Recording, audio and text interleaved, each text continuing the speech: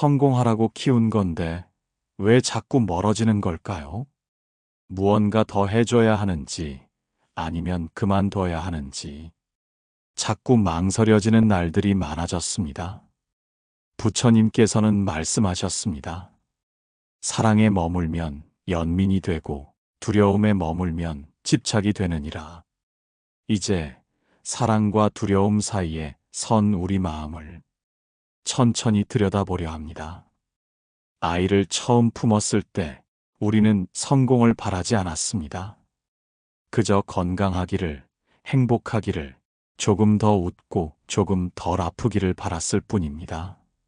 하지만 시간이 지나면서 이 아이가 잘 돼야 한다는 생각이 어느덧 이 아이는 꼭 성공해야만 한다는 절박함으로 바뀌어 있었습니다.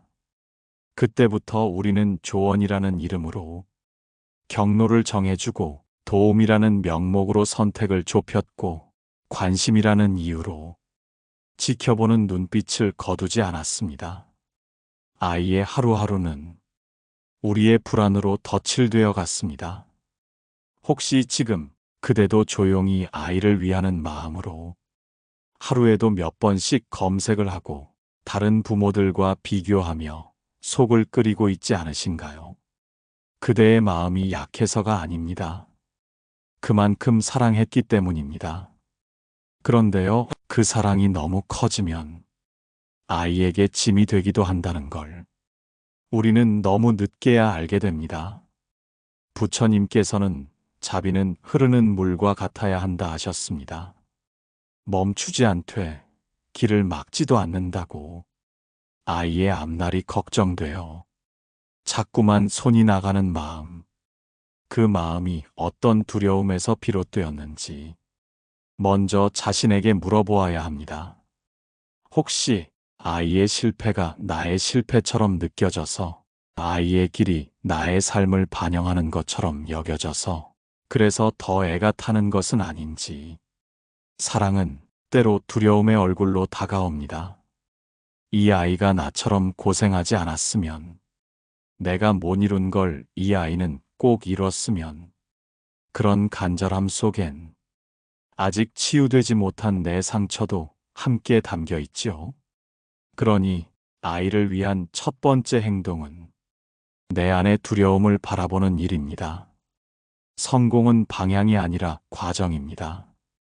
누구의 성공이든 그 길은 저마다 다르고 그 속도는 때마다 달라지기 마련입니다. 그대는 이미 많은 것을 주셨습니다. 아이에게는 그대의 사랑이 자양분이 되었고 그대의 걱정은 울타리가 되었습니다. 이제는 그 울타리의 문을 조금만 열어둘 때입니다. 문을 닫는 것이 아니라 그저 바람이 드나들 수 있을 만큼만 아이 스스로 바람의 결을 느끼고 자신만의 길을 걸을 수 있도록 부처님께서는 말씀하셨습니다. 모든 존재는 스스로 깨어나는 씨앗을 품고 있느니라. 우리는 다만 그 씨앗이 햇볕을 받을 수 있도록 자리를 내어줄 뿐입니다. 그러니 오늘은 걱정의 발걸음을 잠시 멈추고 그저 아이를 바라보아 주세요. 무엇을 해줄 수 있을지 말고 무엇을 느끼고 있을지를 그 아이의 눈빛에서 지금 어디쯤을 걷고 있는지 혼자서 얼마나 버텨왔는지를 그제야 알 수 있을지도 모릅니다. 그리고 그 순간 우리는 깨닫게 됩니다. 부모로서의 성공은 아이의 어깨를 가볍게 해주는 일이라는 것을. 다음 편에서는 도움과 간섭 사이의 경계에 대해 고요히 살펴보려 합니다. 아이는 자꾸 괜찮다고 말합니다. 도와주려 다가서면 고개를 돌립니다.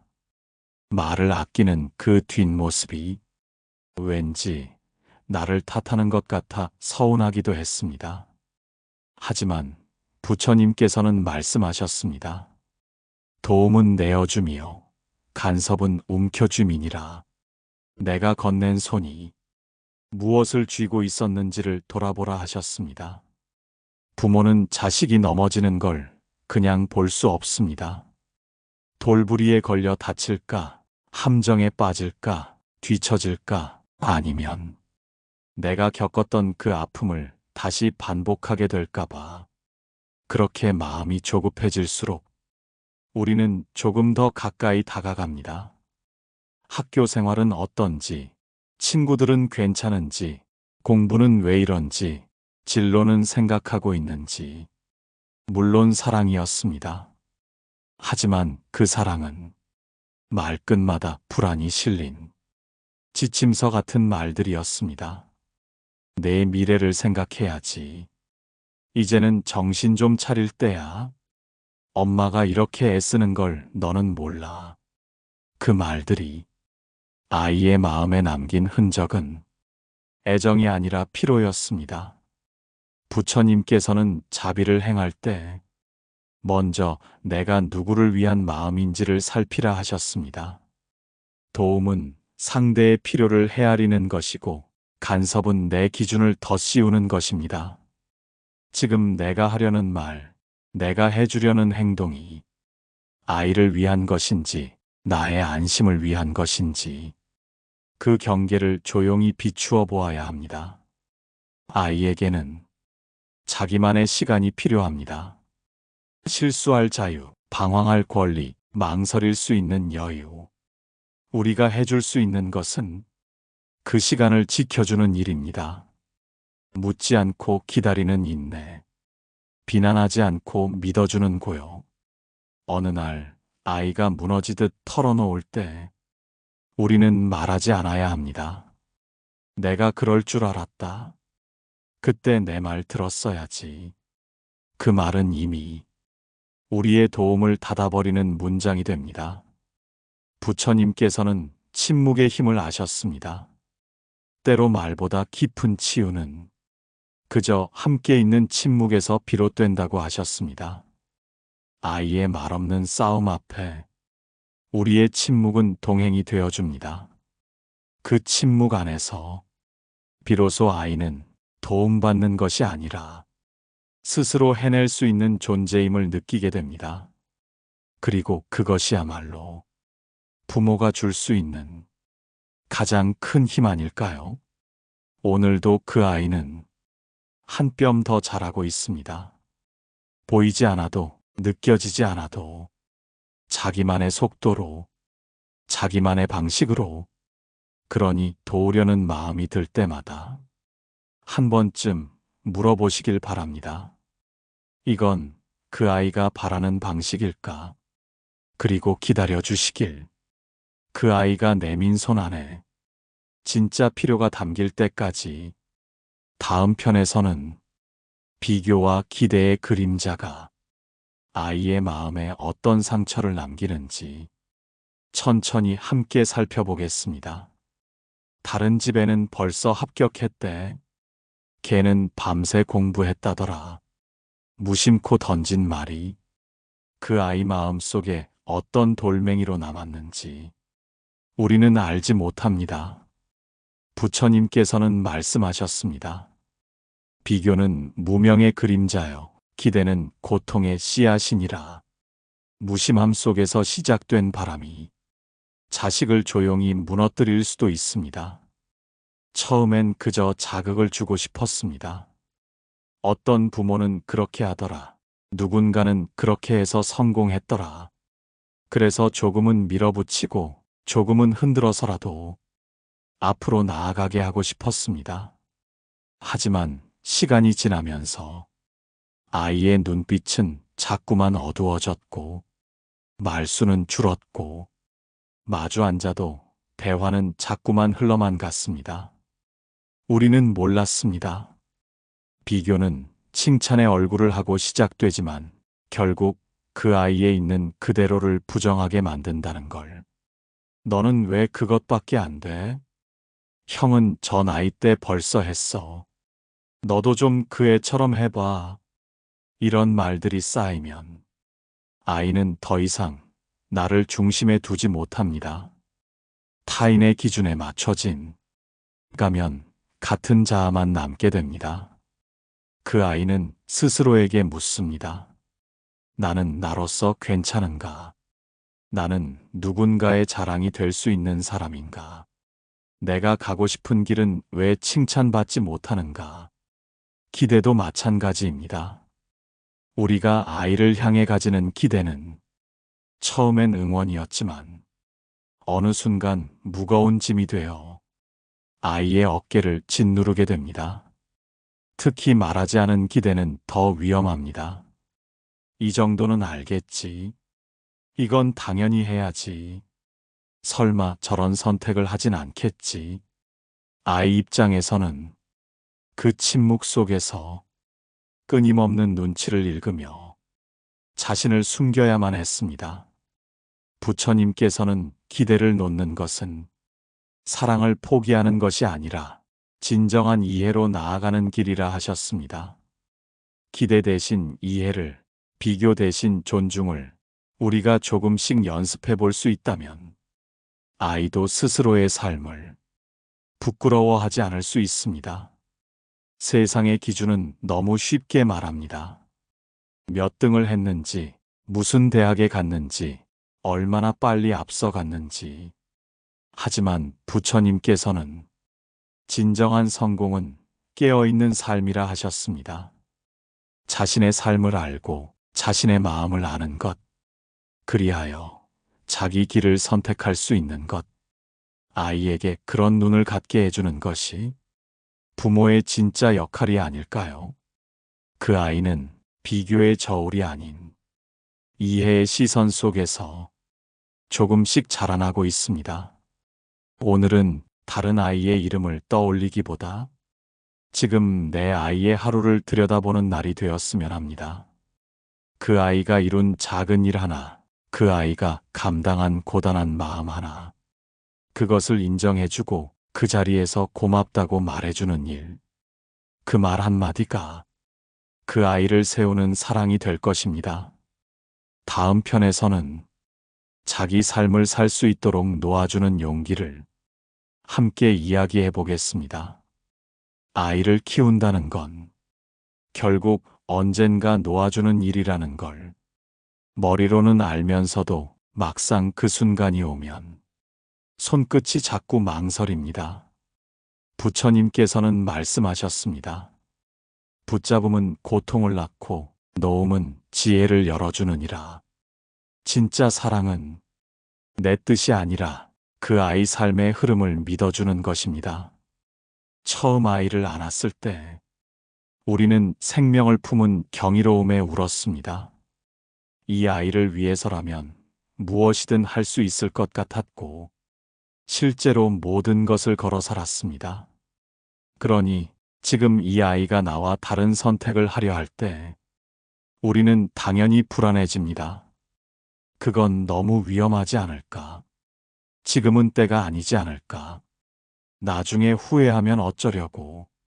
하지만 그 말들 속엔 어쩌면 내가 그 아이를 아직 어린 존재로만 바라보고 있다는 미처 인식하지 못한 시선이 담겨 있을지도 모릅니다. 그 아이는 이미 여러 번의 결정을 해왔습니다. 좋아하는 것을 찾기도 했고 포기하는 아픔도 견뎠으며 말하지 않았지만 조용히 울었던 밤들도 있었을 것입니다. 우리는 자꾸만 내가 더 잘 아니까, 내가 먼저 겪어봤으니까라고 생각합니다. 하지만 부처님께서는 경험은 지혜가 될 수 있으나 그 지혜를 강요하면 그것은 억압이 된다고 하셨습니다.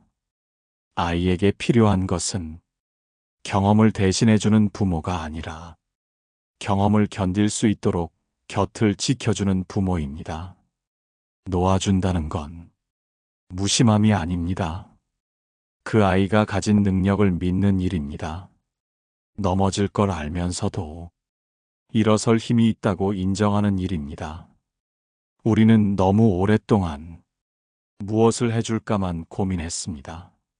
하지만 이제는 무엇을 하지 말아야 할까를 함께 생각할 때입니다. 아이에게 자기 삶을 스스로 꾸릴 수 있는 기회를 주는 용기, 그것이야말로 지금 이 순간 부모가 해줄 수 있는 가장 따뜻한 사랑 아닐까요? 오늘 하루 그 아이가 어떤 결정을 하든 먼저 지지해 보시길 바랍니다. 틀릴 수도 있습니다. 돌아올 수도 있습니다. 하지만 그 길 끝에서 아이의 눈빛은 지금보다 훨씬 깊어져 있을 것입니다. 그대는 그 길목에서 말없이 기다리는 나무처럼 늘 그 자리에 있어 주시길. 그 아이가 돌아볼 때 그대의 자리는 언제나 포근했노라고 기억할 수 있도록. 다음 편에서는 사랑의 언어가 통하지 않을 때 어떻게 마음을 건넬 수 있는지를 천천히 나누어 보겠습니다. 알겠다고 했잖아. 왜 이렇게 말이 안 통해? 말을 걸수록 멀어지는 아이, 듣고 있을 거라 믿고 싶지만 눈빛은 자꾸 닫혀만 갑니다. 부처님께서는 말씀하셨습니다. 진실한 마음은 말로 전해지는 것이 아니라 고요한 눈빛으로 전해지느니라. 사랑의 언어가 다를 뿐 마음이 없는 것이 아닙니다. 아이와의 대화가 어려워지는 시기가 있습니다. 예전엔 하루를 들려주던 아이가 점점 말이 없어지고 묻는 말에도 짧게 대답하고 감정을 꺼내놓지 않으려 할 때 부모는 속이 타들어갑니다. 뭔가 힘든 게 있는 건지, 혹시 나 때문에 그런 건지 걱정과 후회가 번갈아 떠오릅니다. 왜 대화를 안 하니? 엄마는 너랑 얘기하고 싶어. 그렇게 마음을 건네보지만 돌아오는 반응은 무표정과 침묵뿐입니다. 하지만 그 침묵은 아무 말도 없다는 뜻이 아닙니다. 그 안에는 지금은 준비되지 않았어요. 조금만 기다려주세요. 라는 마음이 담겨 있을 수 있습니다. 아이의 언어는 어른과 다릅니다. 우리는 말로 확인하려 하고 답으로 안심하려 하지만 아이들은 조용한 거리두기로 자기 마음을 지키려 합니다. 부처님께서는 마음을 건넬 때 상대의 형편을 먼저 살피라 하셨습니다. 그대가 사랑을 표현하는 방식이 지금 그 아이에겐 부담이거나 피하고 싶은 형식일 수도 있다는 뜻입니다. 사랑은 받는 사람의 언어로 건넬 때 비로소 전해집니다. 아이가 좋아하는 음식을 조용히 해주는 일, 밤늦게 돌아온 아이를 묻지 않고 맞이해주는 일, 때로 아무 말 없이 함께 앉아 있어주는 일, 그 모든 것들이 말보다 깊은 대화가 될 수 있습니다. 아이와 통하지 않는다고 느껴질 땐 그 아이의 침묵을 하나의 언어로 받아들여야 합니다. 그 침묵 속에서 무슨 마음이 움직이고 있는지를 조용히 느껴보는 것이 필요합니다. 말을 해줘야 알지. 그 말 속에는 사실 내가 답답하다는 마음이 담겨 있습니다. 하지만 부처님께서는 답답함을 내려놓고 마음을 바라보는 연습이 진짜 대화의 시작이라 하셨습니다. 아이와 마음이 통하지 않을 때 우리가 해야 할 일은 통하게 하려는 노력보다 통할 때까지 기다리는 인내입니다. 사랑은 상대의 속도를 따라 걸어주는 마음입니다. 그리고 언젠가 그 아이가 조심스럽게 입을 열 때 우리는 조용히 대답하면 됩니다. 나는 늘 여기 있었단다. 내가 아무 말 하지 않아도 너를 생각하지 않은 적은 없었단다.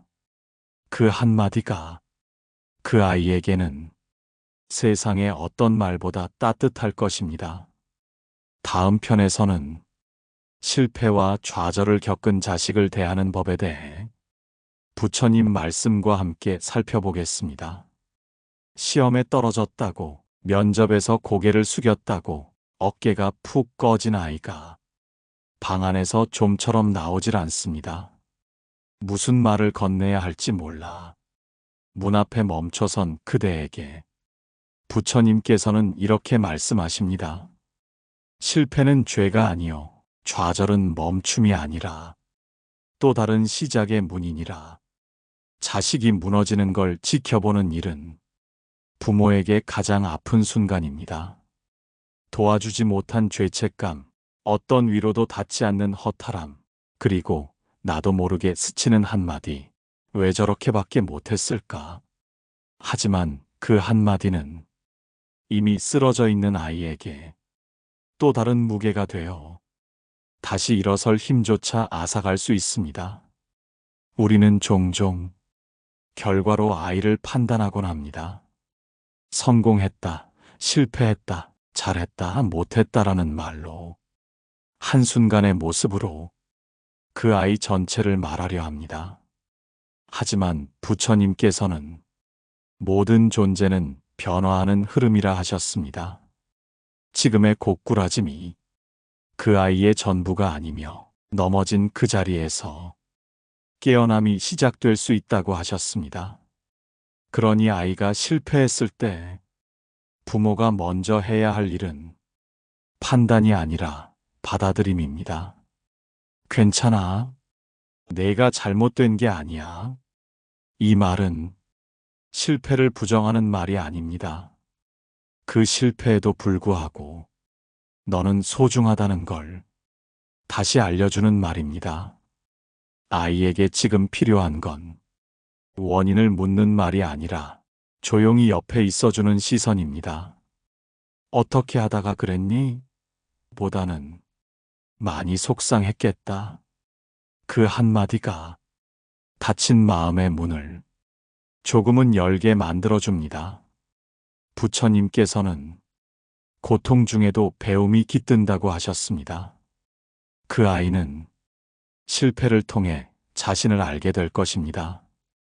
무엇을 견딜 수 있고 무엇이 자신을 힘들게 하는지를 그 과정을 믿어주는 것이 부모의 역할입니다. 우리도 살아오며 수없이 실패하고 수없이 주저앉아 보았습니다. 하지만 그때마다 누군가가 곁에 있어 주었기에 다시 걷게 되지 않았던가요? 이제는 그대가 그 자리가 되어야 할 때입니다. 아이의 실패를 부끄러워하지 마십시오. 그 실패는 그 아이의 용기를 증명하는 시간입니다. 성공한 자식이 자랑이 아니라 넘어졌어도 다시 일어나는 자식을 기꺼이 사랑해주는 부모가 참으로 복된 사람이라 부처님께서는 말씀하셨습니다. 오늘 그 아이의 문 앞에서 잠시 기다려 보십시오. 아무 말 없이 무엇도 요구하지 않고 그리고 조용히 말해주세요. 내가 힘들 땐 언제든 여기 있어 줄게. 그 말 한마디면 충분합니다. 그 말이 그 아이를 다시 걷게 할 수 있습니다. 다음 편에서는 부모 자신의 삶을 회복하는 일을 부처님 가르침 안에서 함께 나누겠습니다. 아이에게 모든 걸 주었습니다. 시간도 에너지도 심지어 나의 꿈까지도. 그런데 문득 나는 어디에 있는가? 라는 질문이 떠오를 때가 있습니다. 부처님께서는 말씀하셨습니다. 자신을 돌보지 않으며 남을 돕는 이는 어둠 속에서 등불을 찾는 것과 같으니라. 부모라는 이름은 하루아침에 만들어지는 것이 아닙니다. 밤을 새우며 안아주고 낮에는 일터에서 버텨내며 한 끼라도 따뜻하게 먹이려 애쓴 날들이 차곡차곡 쌓여서 그 이름이 됩니다. 하지만 그렇게 모든 것을 주고 나면 어느 날 문득 내 안이 텅 빈 것 같아질 때가 있습니다. 나는 무엇으로 기뻐하는 사람인가? 지금 나는 어떤 삶을 살고 있는가? 그 질문 앞에 선뜻 답을 내놓기 어려울 때 우리는 비로소 깨닫습니다. 자식만 바라보며 살았던 시간이 얼마나 깊은 그림자를 남겼는지를. 부처님께서는 타인을 위하려면 먼저 나 자신을 밝히는 일이 선행되어야 한다 하셨습니다. 불이 꺼진 등불로는 그 누구의 길도 밝혀줄 수 없듯이 부모가 행복하지 않으면 아이도 그것을 느낍니다. 말하지 않아도 표정 하나, 숨결 하나에 슬며시 스며듭니다. 그리고 어느 순간 그 아이는 죄책감을 품게 됩니다. 내가 있어서 엄마가 저렇게 힘든 걸까?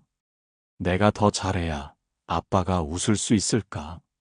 사랑은 부모의 희생으로 완성되는 것이 아니라 자신의 삶을 존중하는 모습 속에서 자식에게도 삶의 가능성을 열어주는 것입니다.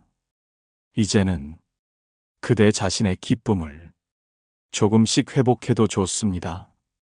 책 한 권을 펴놓고 차 한 잔을 천천히 마셔도 좋고 걷고 싶던 길을 혼자 걸어도 좋습니다. 무엇보다 그대가 예전의 나를 다시 만나려는 노력을 시작할 때 그 모습이 아이에게는 가장 큰 배움이 됩니다. 엄마는 이제 엄마의 삶을 찾아보려고 해. 아빠도 요즘 그림을 다시 그리고 있어. 이런 말들이 아이에게는 부모도 삶을 누릴 수 있구나라는 소중한 메시지가 됩니다. 부처님께서는 자기 삶을 향유할 줄 아는 이는 타인의 아픔에도 귀 기울일 수 있는 마음의 여유를 갖게 된다고 하셨습니다. 그 여유가 아이를 바라보는 시선을 바꾸고 걱정 대신 믿음을, 지시 대신 기다림을 가능하게 합니다. 오늘 하루 그대 자신을 위한 조용한 시간을 가져보시길 바랍니다. 아이를 위한 사랑이 나를 위한 쉼과 함께할 때 비로소 그 사랑은 숨 쉴 수 있게 됩니다. 다음 편에서는 형제자매 간의 비교와 부모의 역할을 부처님 지혜 안에서 살펴보겠습니다. 너는 왜 언니처럼 못하니? 동생은 저렇게 잘하는데? 무심히 던진 말 한마디가 아이 마음에 선명한 선을 그어놓습니다. 부처님께서는 말씀하셨습니다. 모든 중생은 다름 속에서 완전하며 비교는 차별의 씨앗을 심느니라. 그 사랑이 똑같지 않아도 적어도 공평하다는 믿음을 줄 수 있어야 합니다. 형제자매를 키우는 부모에게 가장 어려운 과제는 공평함입니다. 사랑은 늘 같다고 말하지만 표현되는 모습은 다르고 받아들이는 마음도 다릅니다. 큰아이는 책임을 먼저 배워야 했고 작은 아이는 보호 속에 자랐으며 가운데 낀 아이는 어느 쪽에서도 중심이 되지 못하는 외로움을 안고 있었습니다. 우리는 몰랐습니다. 누구는 안 그랬다. 그 나이 땐 다들 참는다. 그 애는 너만큼 힘든데도 잘하더라. 이런 말들이 아이의 존재를 흔들고 사랑을 향한 확신을 무너뜨린다는 것을 부처님께서는 차별 없는 시선이 자비의 출발점이라 하셨습니다. 형제자매 사이에서 비교는 서로에 대한 경계와 질투를 키우고 자신을 작게 만들며 부모의 사랑을 향한 경쟁을 부추깁니다. 그런데도 우리는 그 아이들이 서로 의지하길 바라며 서로 좋아하길 바라고 가족이라는 이름으로 함께하기를 기대합니다. 하지만 먼저 그 아이 각각의 고유함을 인정해 주어야 합니다. 너는 너대로 참 멋지다. 내 방식도 충분히 괜찮다. 나는 내가 내 삶을 걸어가는 모습이 좋다. 이 말 한마디가 비교 속에서 움츠러든 마음을 조금은 피어나게 해줍니다. 형은 조용한 아이일 수 있고 동생은 감정 표현이 많은 아이일 수 있습니다. 누군가는 계획적으로 살고 누군가는 즉흥적으로 움직입니다. 우리가 해야 할 일은 그 다름 속에서 모두가 존중받고 있다는 감각을 아이들에게 심어주는 것입니다. 넌 왜 걔처럼 못하냐가 아니라 넌 이렇게 잘하고 있구나 라고 말하는 연습. 그 연습이 형제 사이의 비교를 줄이고 사이의 틈을 메워주는 다리가 됩니다. 부처님께서는 사랑은 차별 없이 주는 것이 아니라 필요에 따라 다르게 주되 마음은 평등해야 한다고 하셨습니다. 한 아이에게는 위로가, 다른 아이에게는 자유가, 또 다른 아이에게는 조용한 지지가 사랑의 모습일 수 있습니다. 그러니 오늘은 모든 자식을 똑같이 사랑하려 애쓰기보다 각자의 방식대로 필요한 마음을 건네보시길 바랍니다. 그 아이들이 비교 속에서 나를 찾는 것이 아니라 각자의 자리에서 내려놓고 웃을 수 있도록, 그렇게 부모의 시선이 바뀔 때 형제자매 사이에도 자연스러운 따뜻함이 피어날 수 있습니다. 다음 편에서는 자식의 결혼과 독립을 바라보는 부모의 마음을 함께 살펴보겠습니다. 어느 날 아이가 말했습니다. 저 사람과 살고 싶어요. 이제 제 인생은 제가 결정할게요. 말은 축하였지만 가슴 한구석엔 묘한 서운함이 잔잔히 번졌습니다. 부처님께서는 말씀하셨습니다. 이별은 슬픔이 아니라 전환이요. 자식이 떠나는 것은 부모의 실패가 아니라 삶의 자연스러운 물결이니라. 자식이 독립하거나 결혼을 앞두었을 때 우리는 기뻐하면서도 왠지 모를 허전함에 오래 머물게 됩니다. 이제 내 손이 닿지 않는 곳에서 그 아이가 살아가겠구나. 밥은 잘 챙겨 먹을지, 아플 땐 누가 옆에 있어줄지, 힘들 땐 털어놓을 때가 있을지, 그 모든 걱정은 곧 그 아이 없이 살아가는 나에 대한 두려움이기도 합니다. 벌써 결혼이라니. 이제 내 말은 듣지도 않네. 그 집은 어떤지 모르겠어. 그런 말들은 자식의 선택을 걱정하는 듯 하지만 그 안에는 마음 놓지 못한 부모의 감정이 담겨 있습니다. 부처님께서는 말씀하셨습니다. 붙잡으려 할수록 괴로움은 깊어지고 보내주려 할수록 자비는 깊어진다고. 자식이 한 사람의 삶을 만들어가려는 그 순간 부모는 물러나는 연습을 해야 합니다. 사랑하기 때문에 더 이상 간섭하지 않기로, 걱정되지만 스스로 설 수 있음을 믿어주기로. 이젠 너도 너의 집을 지을 때가 되었구나. 그 한마디가 얼마나 큰 응원이 되는지 자식은 시간이 지난 뒤에야 알게 됩니다. 결혼은 부모로부터의 도망이 아니라 자신의 삶을 선택하는 용기입니다. 부모는 그 출발선에서 따뜻한 이정표가 되어주면 됩니다. 언제든 돌아와도 괜찮다. 내가 웃으며 살 수 있다면 그걸로 충분하다. 그 말 한마디가 그 아이의 두려움을 녹이고 새로운 길에 힘을 실어줄 수 있습니다. 그리고 이제는 그대의 삶도 다시 돌아보아야 할 시간입니다. 더 이상 누군가를 키우는 사람이 아니라 이제는 나 자신을 돌보는 사람으로 천천히 방향을 틀어야 합니다. 아이가 떠난 빈자리는 상실이 아니라 새로운 자유의 공간입니다. 그동안 미뤄왔던 것들, 하고 싶었지만 참아왔던 것들을 조금씩 다시 꺼내 보십시오. 부처님께서는 가장 아름다운 사랑은 떠나는 일을 응원하면서도 자신의 길을 꾸려가는 일이라 하셨습니다. 그러니 이제는 그 아이의 길에 박수치며 내 삶의 무대에도 조명을 켜주시길 바랍니다. 오늘 그 아이의 독립이 두 사람 모두에게 새로운 시작이 되기를. 다음 편에서는 부모라는 이름을 내려놓는 마지막 연습을 고요히 마주해 보겠습니다. 오랜 세월 나는 엄마였고 아버지였습니다. 누군가의 부모로 살아온 시간 속에 내 이름은 조금씩 희미해졌습니다. 이제 아이는 어른이 되었고 나는 여전히 부모라는 마음으로 남아있지만 부처님께서는 조용히 말씀하십니다.